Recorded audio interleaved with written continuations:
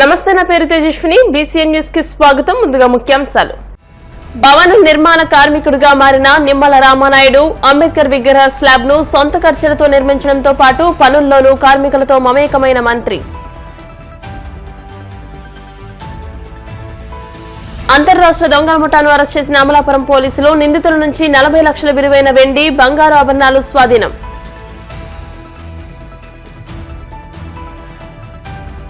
Loan యాప్లతో ఆర్థిక నేరాలకు పాల్పడుతోన్న ముఠా గుట్టురట్టు, ప్రధాన నిందితుడితో సహా 9 మందిని అరెస్ట్ చేసిన విశాఖ నగర పోలీసులు.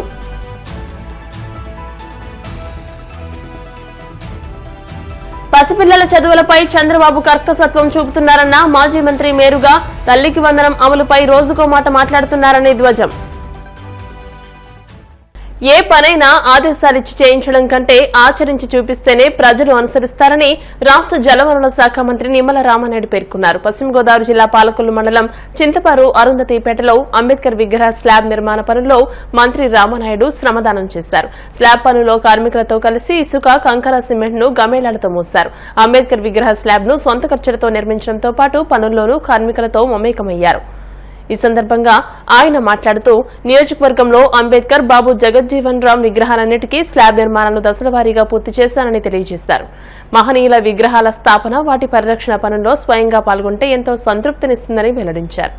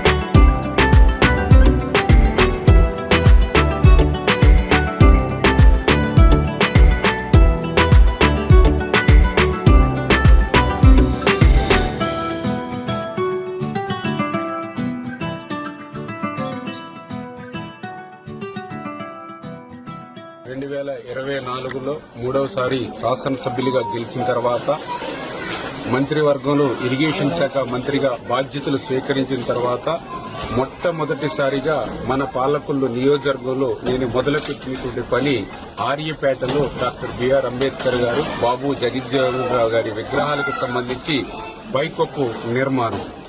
ఆ స్ఫూర్తితోటే నా పాలకొల్లు నియోజకవర్గంలో ఉన్నటువంటి మహనీయులు డాక్టర్ బిఆర్ అంబేద్కర్, ప్రపంచ మేధావి, భారత జాతి ముద్దు బిడ్డ, డాక్టర్ బాబు జగజ్జీవన్ రావు, ఆ రోజునటువంటి రాజకీయాలు తప్ప లేకపోతే ఆయన ప్రధానమంత్రి పదవిని అధిష్ఠించేటువంటి మహోన్నతుడు. అటువంటి మహనీయుల విగ్రహాలు ఎండకి వానకి మరి తడుస్తూ ఎండుతూ ఉండకూడదు అనేటువంటి ఉద్దేశంతో నా నియోజకవర్గంలో ఉన్నటువంటి అంబేద్కర్, బాబు జగజ్జీవన్ విగ్రహాలన్నింటికీ కూడా ఆ పైకప్పుని మరి ఏదైతే నిర్మాణం చేయాలనేటువంటి ఆలోచనే కాకుండా అందులో అవకాశం ఉన్నంత వరకు కూడా నేను కూడా శ్రమదానం చేసి ఆ మహనీయుల స్ఫూర్తితో నేను కూడా పనిచేయాలి అనేటువంటి ఆలోచనతో మరి ఏదైతే మొన్ననే వారం రోజుల క్రితం చింతపూర్ గ్రామంలో మరి ఆ రోజు ఈ యొక్క అంబేద్కర్ గారి విగ్రహానికి సంబంధించినటువంటి మరి యొక్క స్లాబ్ నిర్మాణ పనులు ప్రారంభించి ఈ రోజు ఆ స్లాబ్ నిమిత్తం కూడా ఇవాళ వర్క్ చేయడం జరిగింది. మరి త్వరలోని ఇంకా ఏదైతే ఈ యొక్క అంబేద్కర్, బాబు జగజ్జీవన్ రావు గారి విగ్రహాలు ఏవైతే ఉన్నాయో వాటన్నిటి నిర్మాణాలు కూడా 1 by 1 ఒక్కొక్కటి కూడా చేపట్టి ఈ యొక్క ఆ మహనీయుల యొక్క రుణం తీర్చుకునేటువంటి విధంగా పనిచేస్తానని చెప్పి. విద్యతోనే పేదరికాన్ని నిర్మూలించాలన్న అంబేద్కర్ ఆశయాలను ఆచరణలో చూపిన ఘనత వైఎస్ జగన్ది అయితే విద్యను పేదలకు దూరం చేస్తున్న దుర్మార్గం చంద్రబాబు నాయుడుదని మాజీ మంత్రి మేరుగ నాగార్జున మండిపడ్డారు. తాడేపల్లి వైసీపీ కేంద్ర కార్యాలయంలో ఆయన మీడియాతో మాట్లాడుతూ గత వైసీపీ ప్రభుత్వం అమలు చేసిన అమ్మఒడి పేరు మార్చి తల్లికి వందనం అని ప్రకటించిన చంద్రబాబు దానిని అమలు చేయడానికి ఖజానా ఖాళీ అంటూ వంకలు వెతుక్కున్నారని ఆగ్రహం వ్యక్తం చేశారు. పసిపిల్లల చదువులపై చంద్రబాబు కర్కసత్వం చూపిస్తున్నారని, విద్యార్థుల ఉసురు పోసుకుంటున్నారని ధ్వజమెత్తారు.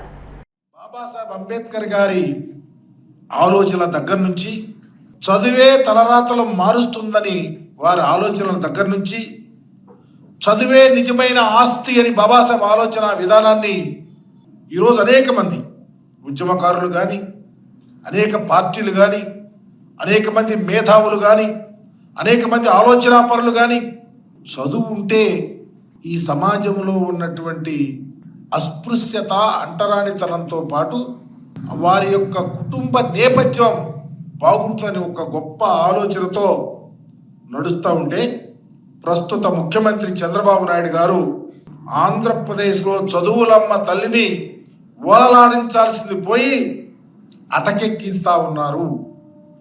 దానికి నిదర్శనం వైఎస్ఆర్ కాంగ్రెస్ పార్టీ అధికారంలో ఉన్నప్పుడు విజయవంతంగా చదువుకి గొప్ప ఆలోచనలు, సామాజికంగా స్థితిగతులు మెరుగుపడాలన్న ఆలోచనతో జగన్మోహన్ రెడ్డి గారు గ్రౌండ్ లెవెల్ నుంచి చదువుకి ఇంపార్టెంట్ ఇచ్చి అమ్మఒడి కార్యక్రమాన్ని పెట్టి ప్రతి తల్లి అకౌంట్లో 15,000 రూపాయలు వేసి ఈ రాష్ట్రంలో గొప్ప సంస్కరణకు ఆద్యుడయ్యాడు.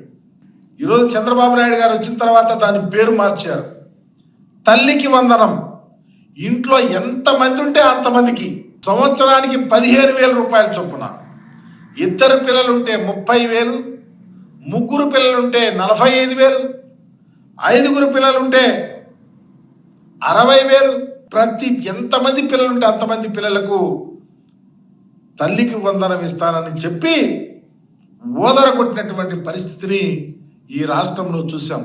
చంద్రబాబు నాయుడు గారు అలా మాట్లాడితే కూటమి ప్రభుత్వంలో జనసేన కానీ, లేకపోతే ప్రస్తుత మంత్రిగా ఉన్నటువంటి రామనాయుడు గారు ప్రతి ఇంటికి వెళ్ళి సైకిల్ వేసుకొని నీకు 15,000, నీకు 15,000 అని చెప్పి అలాంటి ఆలోచనలతో అందరినీ, నాట్ ఓన్లీ రామనాయుడు గారు, ఎంటైర్ తెలుగుదేశం పార్టీలో ఉన్న రాజకీయ నాయకులు రాజకీయ పబ్బం కోసం ప్రతి పిల్లవాడికి 15,000 రూపాయలు మీ ఇంట్లో ఎంతమంది ఉంటే అంత ఇస్తారని చెప్పి ఈరోజు గాలికి వదిలేసినటువంటి పరిస్థితికి ఎవరు సమాధానం చెప్తారని అడుగుతాం. ఒక ప్రక్క చంద్రబాబు నాయుడు గారు, మరి ఒక ప్రక్క కూటమి నాయకులు ఈ విధంగా మాట్లాడి అధికారంలోకి వచ్చిన వెంటనే అన్ని హామీలతో పాటు ఈ తల్లికి వందనాన్ని కూడా గాలికి వదిలేస్తే చివరికి ఏం చెప్తాడు చంద్రబాబు నాయుడు గారు?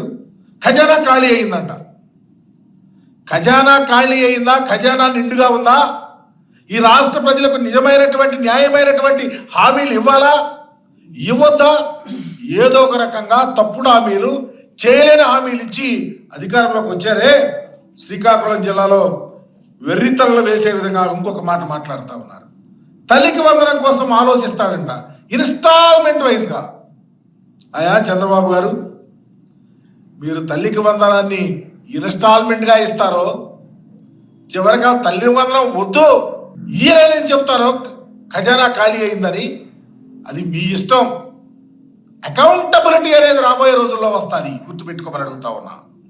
జగన్మోహన్ రెడ్డి గారు సామాజికంగా, ఆర్థికంగా ఆ పేదల యొక్క కుటుంబాల స్థితిగతులు మెరుగుపడాలని, ఏ కుటుంబం చదువు కోసం, ఏ కుటుంబం చదువు లేదు అనే ఆలోచన లేకుండా ప్రతి కుటుంబాన్ని ఆదుకుని చదివించినటువంటి జగన్మోహన్ రెడ్డి గారి పరిపాలనను ప్రజలు మర్చిపోతారనుకుంటున్నారా? జగన్మోహన్ రెడ్డి గారి ఆలోచన ప్రతి ఇంటిలోనూ చదవకుండా ఎవరూ ఉండకూడదని గొప్ప ఆలోచన. సామాజికంగా అణగారినటువంటి స్థితిగతులు ఏ కులం వాళ్ళైనా, ఎస్సీలు కావచ్చు, ఎస్టీలు కావచ్చు, బీసీలు కావచ్చు, మైనార్టీలు కావచ్చు, ఉన్నత కులాల్లో పేదవారి అందరి యొక్క స్థితిగతులు మెరుగుపరచడానికి అమ్మఒడి కార్యక్రమాన్ని, చదువులమ్మ తల్లిని ఈ రాష్ట్రంలో ఓలలాడిస్తే నాన్న బుడ్డి అన్నావు, కానీ నాన్న బుడ్డికి ప్రయారిటీ ఇస్తా ఉన్నావు. నువ్వు మంచి నీళ్లు దొరకటం లేదేమో కానీ ముందు ఏరులై పారిస్తా ఉన్నావు. గుడి పక్కన, బడి పక్కన, ఇంటి పక్కన, ఎక్కడ పడితే అక్కడ ఈరోజు రాష్ట్రంలో మందు ఓలలాడుతూ ఉంది. చంద్రబాబు నాయుడు గారు 2 ఏళ్ళు చూపిస్తే అనుకున్నాం ఈయనేదో కొంచెం ఈ రాష్ట్రంలో పేద ప్రజల యొక్క స్థితి పరిస్థితానికి 2 ఏళ్ళు అభివృద్ధి చేస్తాడనుకున్నాం. 2 ఏళ్ళు అయితే వీధికి 2 షాపులు. ఈ కార్యక్రమాన్ని చేస్తాం.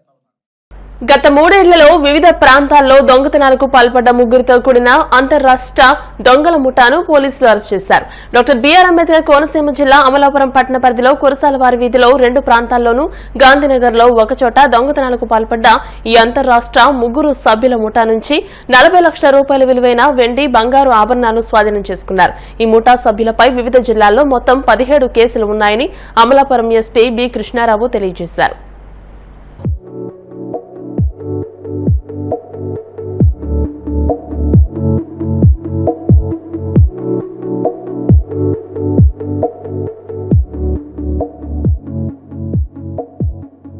అందరికీ నమస్కారం. మనకి జనవరి 11 తేదీన ఒక ప్రాపర్టీ అఫెన్స్ జరిగింది. ఆ రోజు అఫెన్స్ అదేమో ప్రకారంగా. సో ఆ రోజు మనకి గ్రే ప్రాపర్టీ అఫెన్స్ జరిగిన వెంటనే ఇమీడియట్గా టీమ్స్ ఫామ్ చేసి మన ఏరియాస్లోని సీసీటీవీ ఫుటేజ్ అలాగే కొంత టెక్నికల్ ఎవిడెన్స్ కూడా సేకరించడం జరిగింది. సో దానిపైన మనకు వచ్చిన క్లూస్ బట్టి మల్టిపుల్ టీమ్స్ ఫామ్ చేసి ఈ టీమ్స్ కోసం వెతకడం జరిగింది. సో దీంట్లో మనకి జంగా వెంకట్రావు, సుధాకర్ మరియు కిషోర్ అని చెప్పి ముగ్గురు ఆ నేరం చేశారని చెప్పి మనకు తెలిసిన వెంటనే ఇమీడియట్గా టీమ్స్ ఫామ్ చేసి వాళ్ళపైన నిఘా పెట్టడం. ఇన్ఫర్మేషన్ బేస్ మీద ఈరోజు నర్సాపురం దగ్గరలో వాళ్ళ ప్రాపర్టీని డిస్పోజ్ చేస్తుండగా మన వాళ్ళకి దొరికారు. సో ఈ వాళ్ళ కన్ఫెషన్లో కంప్లీట్గా మనకి మన జిల్లాలో 3 కేసులు, మొత్తం 9 జిల్లాల్లో 17 కేసులు వాళ్ళు చేసినట్టుగా నేరం ఒప్పుకోవడం జరిగింది. ఈ ముగ్గురు కూడా ఇంతకుముందు మిర్యాలగూడ డిస్ట్రిక్ట్లో ప్రాపర్టీ అఫెన్స్లో కూడా రిమాండ్కి వెళ్ళున్నారు. ఈ ఎంటైర్ కేసులో మన అమలాపురం టౌన్ సిఐ అలాగే మన CCSCI Gajendra and entire team చాలా ఎఫర్ట్స్ పెట్టారు. మల్టిపుల్ టైమ్స్ వీళ్ళ కోసం గాలించడం ఇదంతా కూడా. సో ఈ ఎంటైర్ టీంని అభినందించడం జరుగుతుంది. ప్రకారం తీసుకుంటే దాదాపుగా 40 lakhs వర్త్ ప్రాపర్టీ అవుతుంది. అంటే వీళ్ళకి ముందుగానే కొంచెం పరిచయాలు ఉన్నాయి. వీళ్ళందరూ కూడా నర్సరావుపేటకి చెందిన వాళ్ళు. సో వీళ్ళు రెక్కీ చేసుకుంటూ ఉంటారు. కొన్ని అంటే వాళ్ళు నర్సరావుపేటలో అఫెన్స్ చేస్తే ఈజీగా దొరికిపోతారు, వాళ్ళపైన అనుమానం వస్తుంది అని చెప్పి జిల్లా వదిలేసి మిగతా జిల్లాల్లో రెక్కీ చేసుకొని. ఇప్పుడు కాసేపు ప్రకటనలు.